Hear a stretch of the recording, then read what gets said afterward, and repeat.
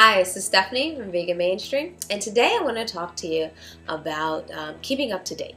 A lot of people these days are launching blogs, which I think is great, and it's an amazing way to not only generate traffic to your site, but also increase your visibility to the search engines like Google by launching consistent and new content. But one thing that I think people forget, that as you move into becoming a blogger, especially if you weren't a writer in your previous occupation or in prior years, is that you must read. You have to know what's the latest and greatest happening in your industry, in your community, or really anything that happens on the topics that you write. I think a lot of people really approach it from a personal standpoint of how they feel and what they're experiencing and what's happening in their world.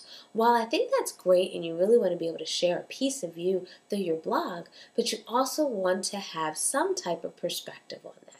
Meaning, how does your experience relate to your readers? How does your experience, is it different than what's happening either in the national news, whether your sources are things like CNN or other TV stations or news networks, or if you're using other blogger networks or other blogger sites. But really it's important to know what's happening, and especially from a vegan standpoint. If you're talking about veganism, make sure you're looking at the top 10 or top 20 vegan blogs. Every year, and really more often than that, a list is published. The latest one that came out is some of the top blogs that came in Veggie News.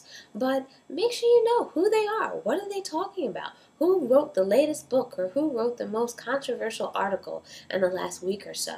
And make sure that when you're making comments, how does that overlap with someone else is saying? It doesn't mean you have to talk about them on your blog, especially if it tends to be a much more personal vegan blog.